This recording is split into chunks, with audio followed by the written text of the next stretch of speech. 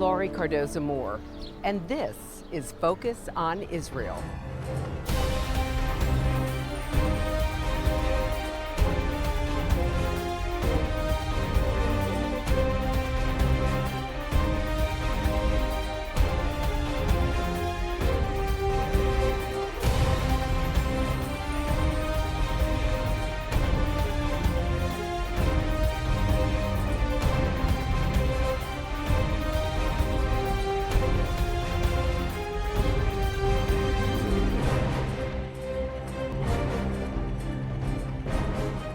In May of 1948, the war for independence looked hopeless as 5 Arab countries engaged in a relentless attack to destroy the fledgling Jewish state and literally drive the Jews into the sea. The Israeli Air Force that had begun with one Cessna dropping homemade bombs from its windows miraculously acquired 4 scrap World War II fighter planes from Czechoslovakia. Secretly shipped and reassembled in Israel, many doubted whether these planes would even get off the ground. It was a race against time as a massive Egyptian army closed in on Tel Aviv. Today on Focus on Israel, you'll learn more about how the 4 pilots who led the attack that day became the founding fathers of one of the world's most feared aerial fighting forces. Hello, I'm Laurie Cardozo-Moore, founder of Proclaiming Justice to the Nations, a nonprofit organization dedicated to educating and sharing the message of Christian biblical responsibility to the people and land of Israel in the face of a growing global anti-Semitism. Proclaiming Justice to the Nations was birthed to stop the silence, to wake up Christians and people of conscience to the realities of a world bent on destroying Israel and the Jewish people. On May 29, 1948, Israel declared its independence, and the lives of thousands of Jewish people and the young country itself hung by a thread. Pilots Lou Lenart, Modi Alan, Ezra Weissman, and Eddie Cohen took to the sky in 4 little planes in an effort to halt the Egyptian army's advance on Tel Aviv.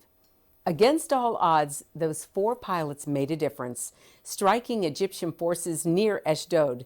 Seemingly out of nowhere, they flew in to drop bombs and fire at a stunned army. The army that thought they could easily walk over and massacre the little Jews were thrown into fear and confusion.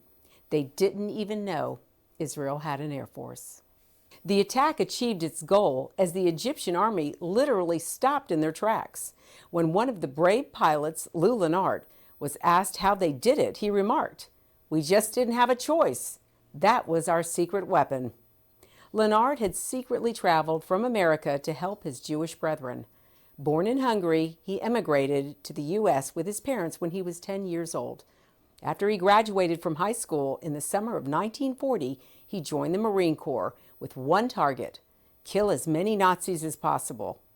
He was the only Jew in boot camp and served as a foot soldier before being accepted to flight school.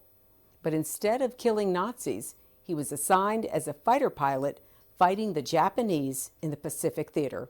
He flew one of America's premier fighter planes, the Corsair.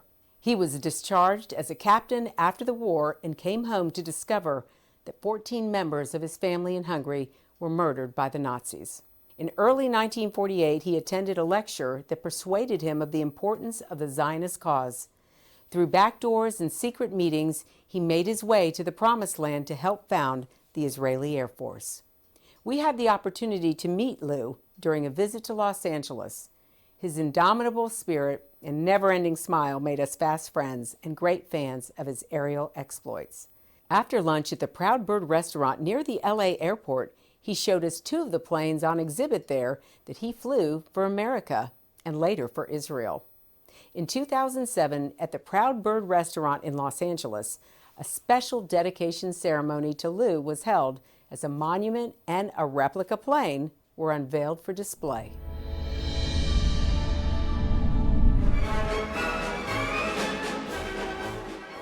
This is a very special gathering and a special night for all of us who come together here to dedicate something very special.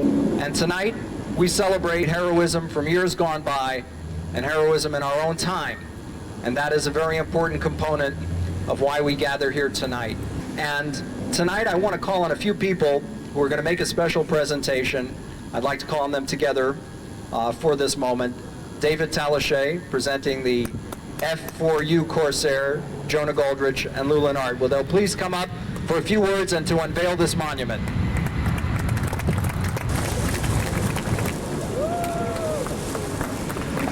Let's hear it, ladies and gentlemen.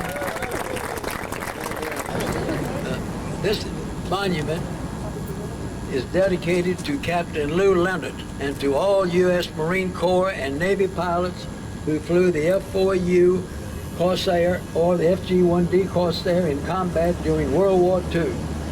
Captain Lou Leonard, U.S. Marine Corps, retired BMF 323, Israeli Air Force Squadron 101.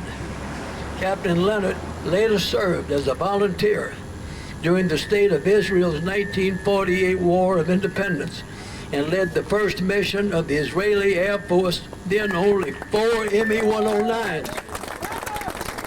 And now let's give a real nice warm applause to our honoree, to Lou Leonard. Lou.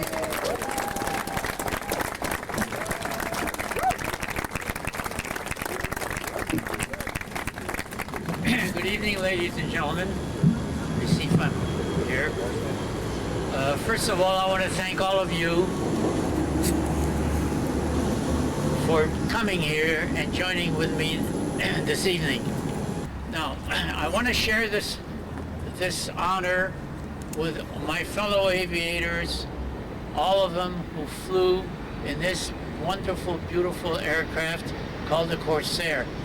I want to share it with them in spirit, but I especially want to share in memory of those who fell in battle defending our United States of America, flying this aircraft.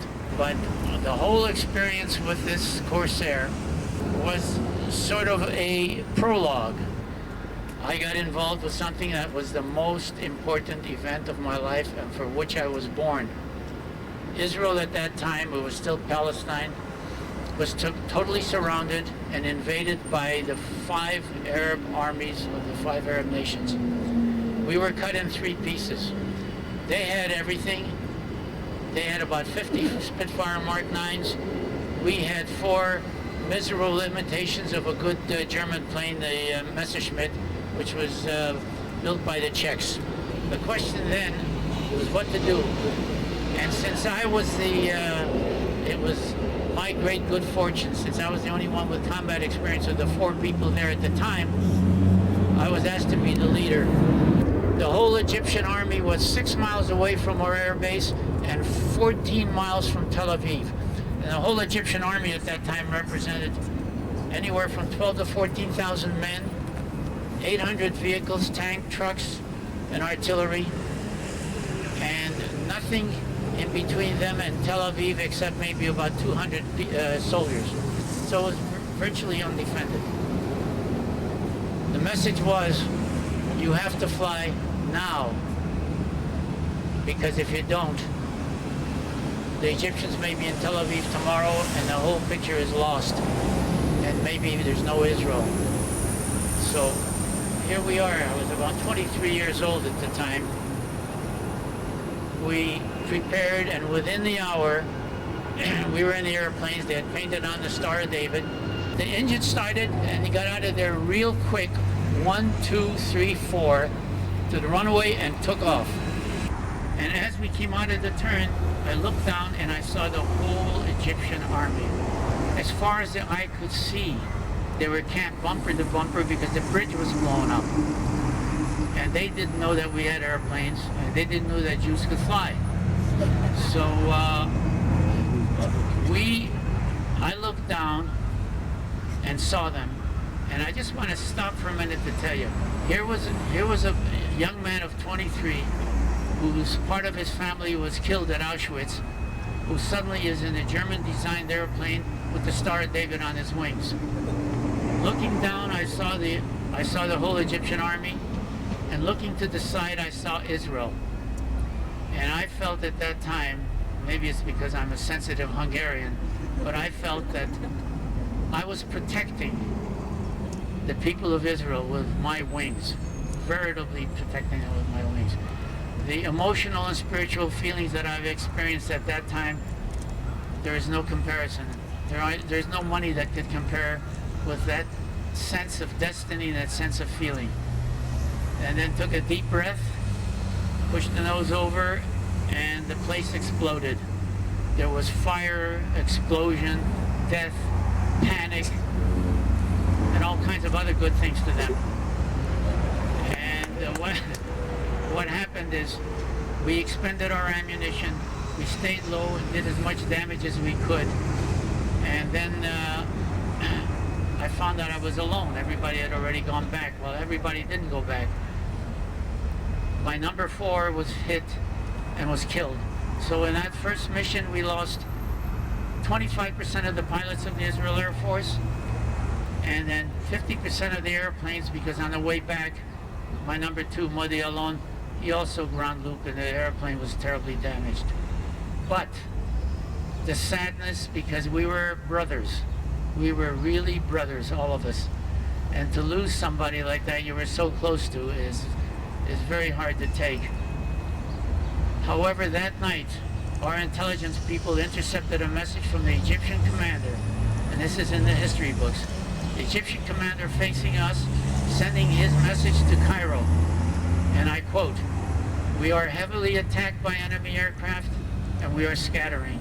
They never moved 1 inch forward.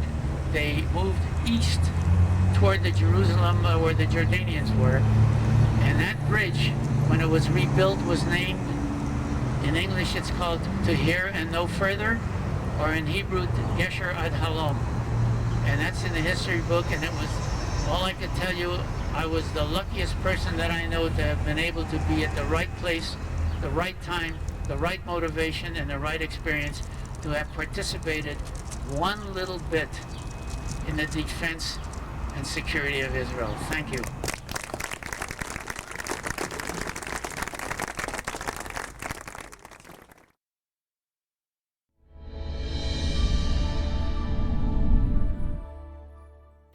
Up next is a new documentary titled Above and Beyond, about the birth of the Israeli Air Force. It was produced by Nancy Spielberg, the sister of, yes, that famous Jewish director who has given us so many entertaining films, Steven Spielberg. This film is the first feature-length documentary about the men who flew in the War of Independence. It brings together new interviews with pilots from the '48 war, as well as leading scholars and statesmen, to present an extraordinary, little-known tale. The full film is now available at aboveandbeyondthemovie.com.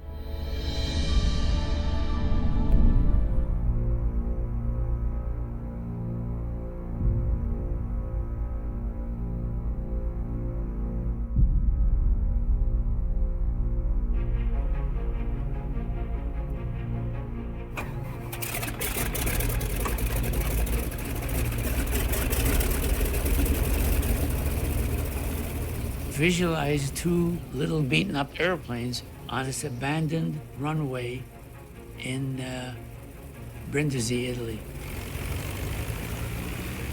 We had to travel 1,000 miles to Israel. We were reading every day about the convoys in Israel being trapped in the hills. In one case, it was a convoy had 40 doctors that were killed.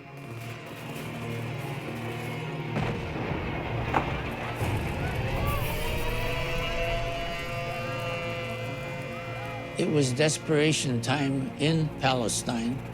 There was food to be dropped, ammunition to be dropped, and they only had a few Piper Cubs. So these airplanes were critical to get over there. We didn't have life rafts, no operational radios. We were in a hurry. I saw some beautiful wildflowers right by the runway. I saw Lou jump out of his airplane and pick flowers. I wanted to kill him, but I was able to control myself.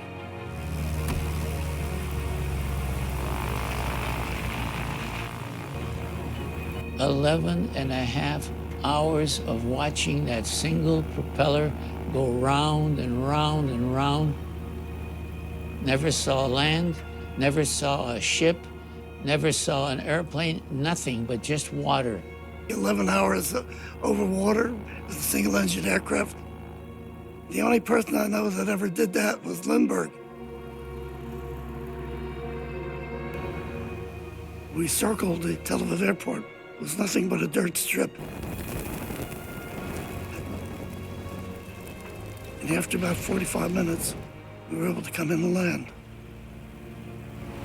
These two little airplanes were the biggest thing that they had in Israel. The very next morning, they were already dropping supplies to the kibbutzim. I handed the flowers to the first woman I saw. Well, that's Lou. I learned afterwards that we were the first ones to arrive. That was the beginning of the Israeli Air Force.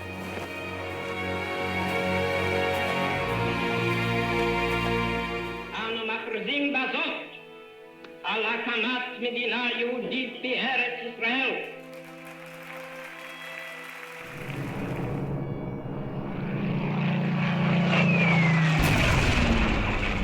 Saturday morning, Tel Aviv was bombed. The Jews are holding their ground in the country in spite of the fact that they have been outnumbered by the Arabs, and the Arabs have come much better equipped with heavy arms than the Jews have in their possession. The Egyptians bomb sites inside Israel. They attack the central bus station in Tel Aviv, killing several dozen people.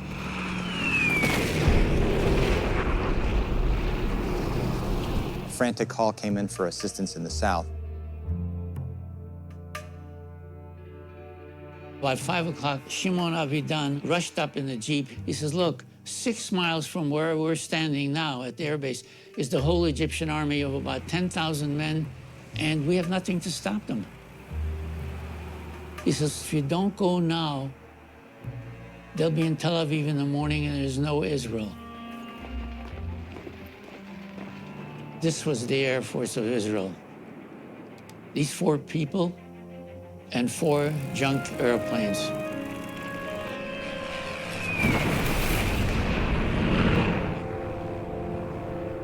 That evening, our intelligence intercepted a radio message from the commander of the Egyptian army, and I quote, "We are heavily attacked by enemy aircraft and we are scattering."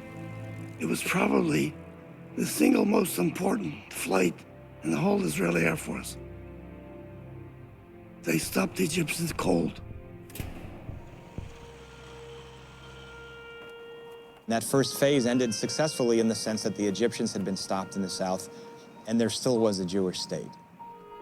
And Israel geared up knowing that there would be a round 2. We will never surrender. We have to study as fast as possible so there will not be another Holocaust.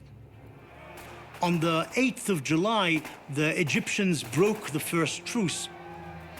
The Air Force plan was to have this lightning raid right at the beginning of the next round of fighting, to go after the most forward Egyptian base at El Arish and to knock their planes out on the ground. Lou Lenard, again, headed that mission. Egypt had been bombing Israel for all this time. Cairo had never been bombed before. When they flew into Cairo, the radio went off from the traffic control tower at the Cairo airport asking the plane to identify itself. One of the pilots said, oh, this is TWA Flight 38. We're coming in, and they turned on the runway lights at the airport for this B-17, which of course strafed and bombed the Cairo area as a result. One bomb fell near King Farouk's palace, and psychologically it made a very, very profound impression on the Egyptians. Next day, the Israeli army pushed the Egyptian army back. Fighting and winning by this time. The final phase of the war was from the 22nd of December. It was a great battle, and the Air Force threw in everything it had against the Egyptians, the B-17s and the Spitfires and the C-46s.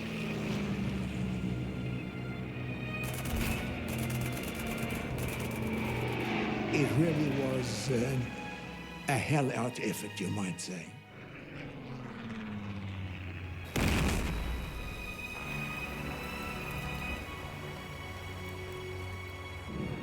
In 1949, there was a big parade.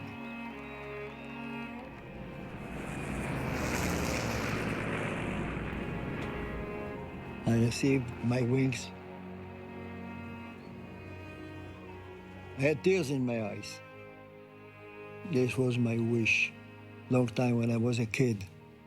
Now I became a pilot in the Israeli Air Force, in my Air Force, my country.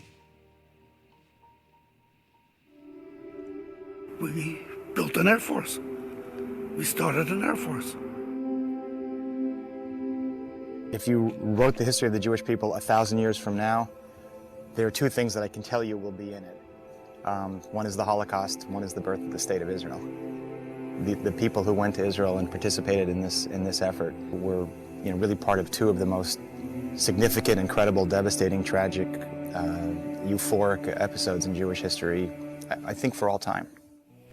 As a Jew, I now felt proud of being Jewish. I was born to be here on that moment of history, to contribute to Israel's survival. Shortly before I left Israel, I happened to be in Tel Aviv when they were bringing in refugees from the death camps in Europe. I remember them getting down on their hands and knees and kissing the ground. I knew then and there that was the reason that I came.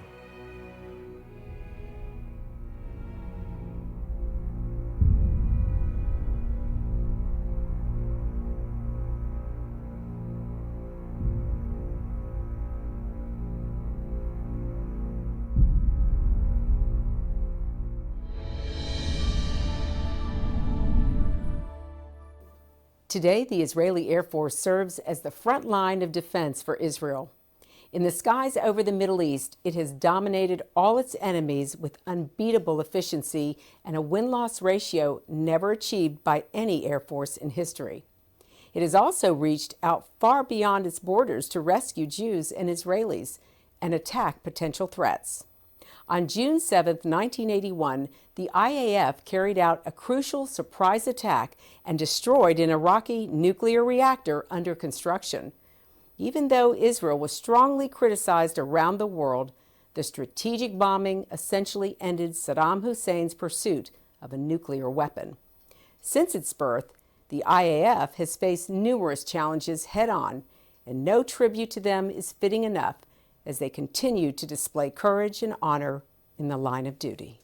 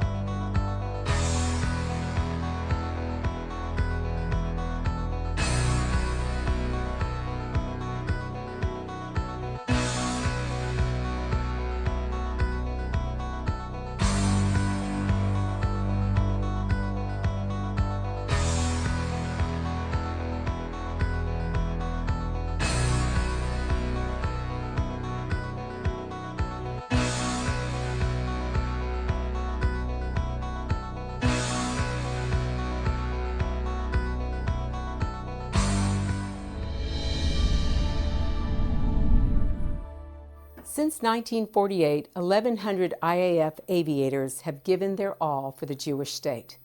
The death of so many has thus brought life to a nation forever thankful for its brave and skilled aviators. It is often said that the defeat of the Israeli Air Force would bring the death of this tiny nation. Well, that's our program for today, and I want you to know we appreciate your support. The time to take a stand is now. Be a leader in your community and in your church. One person can make a difference. Get involved with and support pro-Israel organizations such as PJTN. Call your senators, congressmen. Let your elected leaders hear from you. Visit our website to learn more and sign up to receive action alerts and order our films to share with family and friends. Please encourage everyone you know to tune in and become informed. God bless you, and thank you for all you do on behalf of our Jewish brethren and all Israel. We'll see you next time on Focus on Israel. To support this program, send your tax-deductible gift to Proclaiming Justice to the Nations, P.O. Box 682711, Franklin, Tennessee 37068.